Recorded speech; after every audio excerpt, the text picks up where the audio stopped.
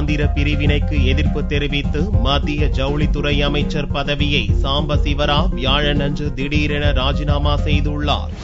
ஆந்திராவை பிரித்து உருவாக்கப்பட்ட தெலுங்கானா மாநிலம் ஜூன் 2ஆம் தேதி முதல் நடைமுறைக்கு வர உள்ளது. லோக்சபா தேர்தல் நெருங்கி வரும் சூழலில் ஆந்திர பிரிவினை விவகாரம் சீமாந்திரா மண்டலத்தில் இன்னமும் புகைந்து வருகிறது. இப்பிரச்சினை காரணமாக மத்திய ஜவுளித்துறை அமைச்சர் கௌரி சாம்பசிவராவ் தனது பதவியை வியாழனன்று ராஜினாமா செய்தார். ஒருங்கிணைந்த ஆந்திராவுக்கு ஈடு செய்ய முடியாத இழப்பை மத்திய அரசு அளித்துள்ள நிலையில் மனசாட்சிக்கு விரோதமாக மத்திய அமைச்சரவையில் தன்னால் நீடிக்க முடியாது என்று பிரதமர் மன்மோகன் சிங்குக்கு அனுப்பிய ராஜினாமா கடிதத்தில் சாம்பசிவராவ் கூறியுள்ளார். When I met him, he said that he doesn't want to lose me and he wanted me to continue, but I told him that I decided to leave the responsibility.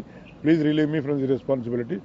I wanted him, I requested him that to accept my resignation today itself. எழுரு தொகுதியில் இருந்து எம்பியாக தேர்வு செய்யப்பட்ட ராவ் கடந்த ஆண்டுதான் மத்திய அமைச்சரவையில் சேர்க்கப்பட்டார். காங்கிரஸ் கட்சியிலிருந்தும் விலக உள்ள சாம்பசிவராவ் பாரதிய ஜனதாவில் சேர திட்டமிட்டுள்ளதாக கூறப்படுகிறது. சில வாரங்களுக்கு முன் NT ராமாராவின் மகள் புரந்தேஸ்வரி மத்திய அமைச்சர் பதவியிலிருந்தும் காங்கிரசிலிருந்தும் விலகி பாரதிய ஜனதாவில் இணைந்தார் என்பது குறிப்பிடத்தக்கது.